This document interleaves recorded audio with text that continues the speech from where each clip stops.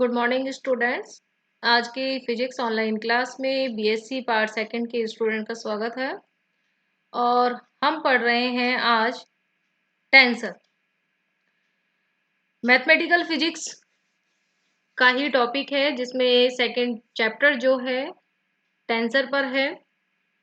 Tensor basically क्या है कि एक मैथमेटिकल टर्म है जिसको हम यूज करते हैं हमारे फिजिक्स में कुछ प्रॉब्लम्स को सॉल्व करने के लिए, या फिर कुछ जो क्वांटिटीज हैं, फिजिकल क्वांटिटीज ऐसी हैं जो कि जिसको हम ना तो स्केलर कह सकते हैं ना वेक्टर कह सकते हैं, यानी जिनका जो बिहेवियर है वो चेंज होता रहता है। तो यानी हम एक तरीके से टेंसर जो है उसको यूज करते हैं एक जनरलाइज प्रेजेंटेशन के तौर पर कि हम किसी भी फिजिकल क्वांटिटी को एक जनरलाइज, यानी कि ना हम उसे स्केलर नाम दे रहे हैं ना वेक्टर दे रहे हैं, लेकिन हम उनको एक टेंसर की फॉर्म में किस तरीके से रिप्रेजेंट कर सकते हैं।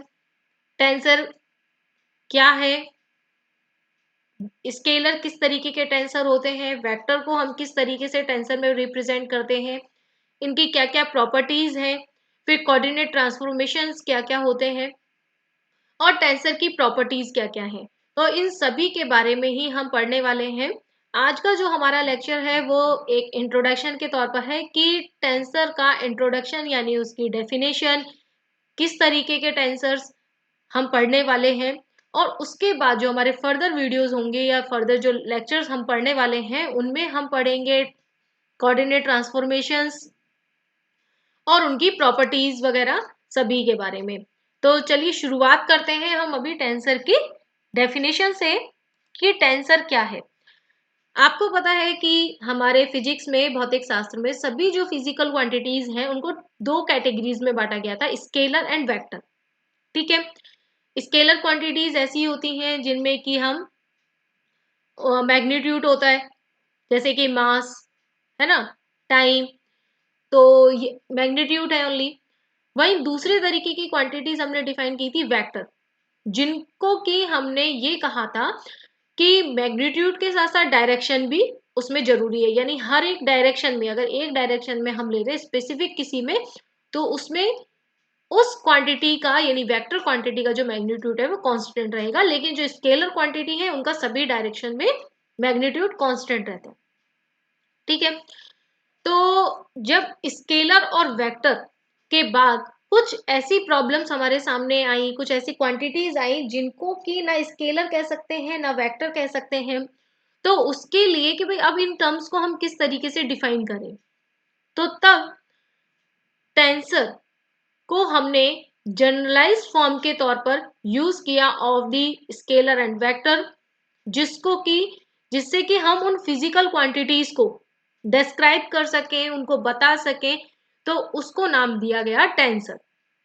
ठीक है, तो अगर इसकी डेफिनेशन अगर हम देखें तो बहुत ही सिंपल डेफिनेशन है कि the generalize form of scalar and vectors that describe the physical quantities is called the tensor. ठीक है, यानी स्केलर और वेक्टर का एक जनरलाइज फॉर्म जो कि किसी फिजिकल क्वांटिटी को डिस्क्राइब करता है उसको हम टेंसर कहते हैं।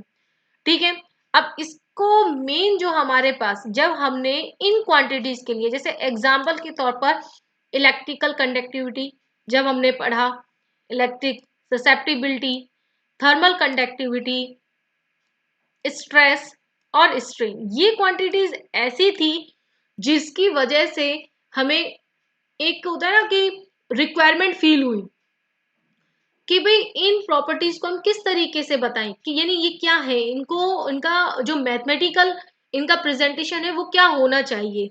तो उसके लिए हमने टेंसर की शुरुआत वहां से होती है। जैसे कि फॉर एग्जांपल यहाँ पर मैं बताऊं कि electrical conductivity that is equal to J is equal to sigma E. ठीक है, जो सिग्मा है that is the electrical conductivity and J is the current density and E is the external electric field. Okay, simple definition है, यानी कि conductivity क्या है, that is equal to the current density divided by external electric field. अब हमारे पास दो तरीके के मीडियम की बात करें, जैसे कि हम एक तो आइसोट्रोपिक कंडक्टर्स की बात करें और दूसरा अगर हम ले कि अनआइसोट्रोपिक। तो आइसोट्रॉपिक जो कंडक्टर्स थे या आइसोट्रॉपिक जो मीडियम्स थे उसमें ये देखा गया कि सिग्मा जो है वो सभी डायरेक्शंस में सेम है, यानी उसकी वैल्यू में कोई चेंज नहीं होता है। तो इसका मतलब वो कांस्टेंट की वजह से हमने उसको क्या माना कि इंट्रिंसिक जो मीडियम है उसमें सिग्मा ऐसे बिहेव करता है जैसे स्केलर क्वांटिटी है, ठीक है। लेकिन वहीं जब हम अनआइसोट्रॉपिक मीडियम में इसको देखते हैं तो इसकी जो वैल्यूज हैं उसमें क्या होता है, अनआइसोट्रॉपिक में जे और ई की वैल्यूज जो होती हैं वो सभी डायरेक्शंस में चेंज होती रहती है, ठीक है ना। ई की वैल्यू चेंज हो रही है, जे की वैल्यू चेंज हो रही है। अब क्या होता है कि इस रिलेशन को बनाए रखने के लिए सिग्मा जो है वो भी हर डायरेक्शन में रेगुलरली चेंज होता रहता है, ठीक है। यानी अनआइसोट्रॉपिक जो मीडियम है उसमें क्या हो गया, सिग्मा जो है वो डायरेक्शन के बदलने के साथ ही सिग्मा की वैल्यू भी बदल गई, तो sigma change in different directions. तो इसका मतलब क्या हो गया कि वो अनआइसोट्रॉपिक मीडियम जो है उसमें स्केलर क्वांटिटी की तरह बिहेव नहीं करता है।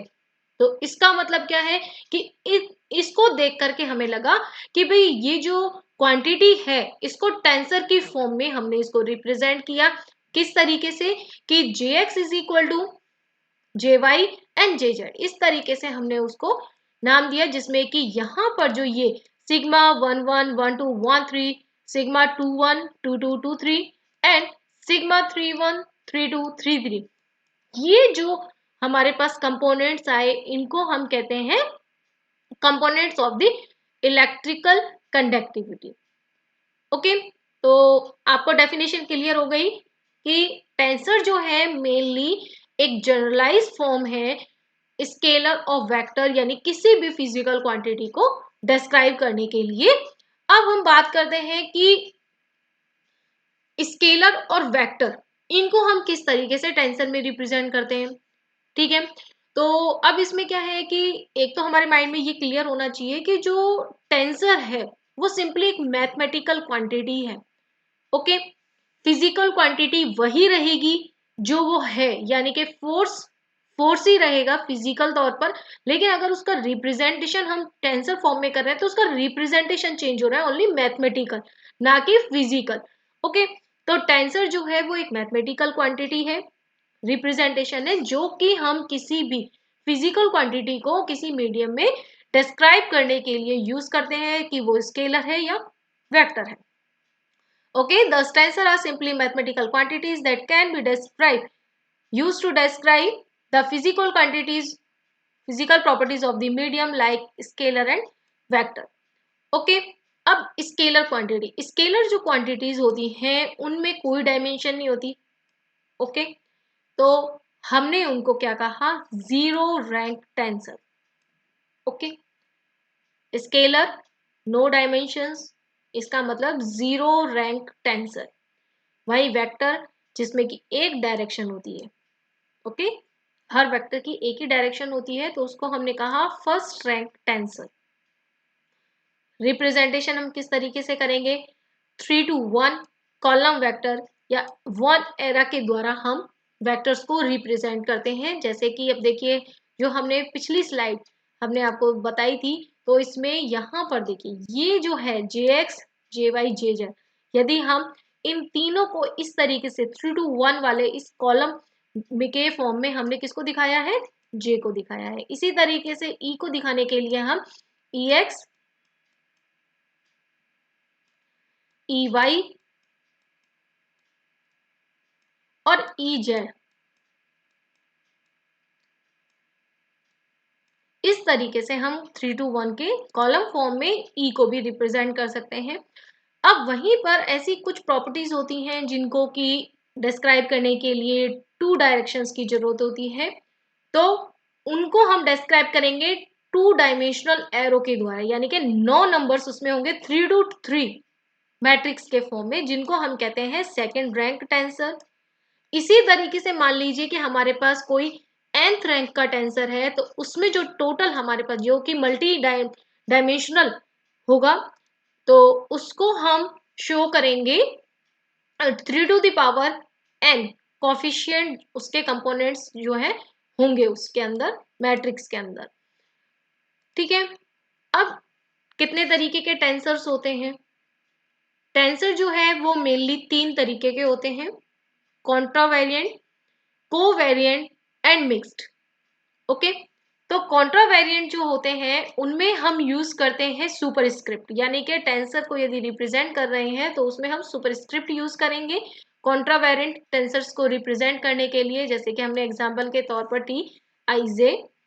कोवेरिएंट के लिए हम यूज करते हैं सबस्क्रिप्ट, जिन टेंसर्स को सबस्क्रिप्ट इंडेक्सेस से यूज किया जाता है डिनोट करने के लिए, उनको हम covariant component of the tensor कहते हैं। जैसे कि यहाँ पर एग्जांपल है टी सबस्क्रिप्ट में आई एंड जे। थर्ड आता है मिक्स टेंसर।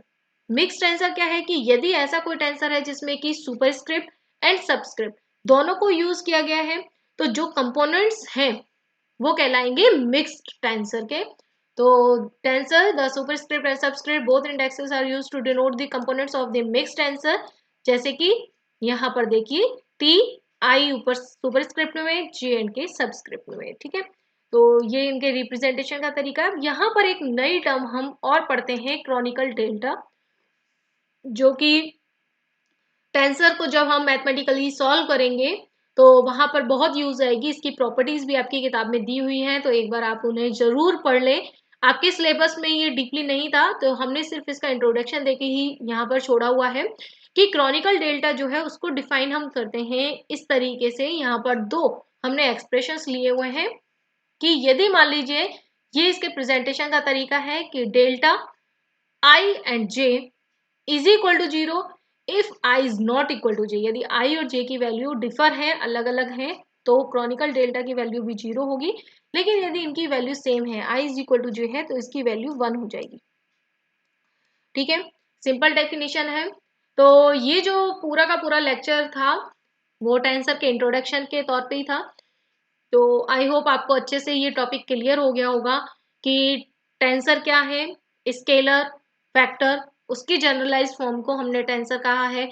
टेंसर को हम स्केलर किस तरीके से जीरो रैंक टेंसर की फॉर्म में रिप्रेजेंट करेंगे, वेक्टर को करने के लिए फर्स्ट रैंक टेंसर के फॉर्म में रिप्रेजेंट करेंगे। फिर उसके बाद हमने कॉन्ट्रावेरिएंट एंड कोवेरिएंट और मिक्स टेंसर के फॉर्म में उसके टाइप्स ऑफ टेंसर भी पढ़े। तो इसके बाद हमारे जो लेक्चर है वो अब इनकी एप्लीकेशंस के ऊपर है कि टेंसर को हम यूज करते हुए किस तरीके से कुछ प्रॉब्लम्स को हम सॉल्व करेंगे। तो आप प्लीज एक बार अपनी बुक में इस टॉपिक को वापस से, ये वीडियो देखने के बाद एक बार वापस पढ़ें बुक में। आपको अगर कुछ भी, वैसे मैंने पूरा कंसीडर किया हुआ है, अगर कुछ भी प्रॉब्लम आती है तो आप बेझिझक मुझसे डिस्कशन कर सकते हैं व्हाट्सएप ग्रुप पर या कॉल करके। तो आई होप आपको ये टॉपिक समझ में आया होगा। So thank you so much and keep watching further videos.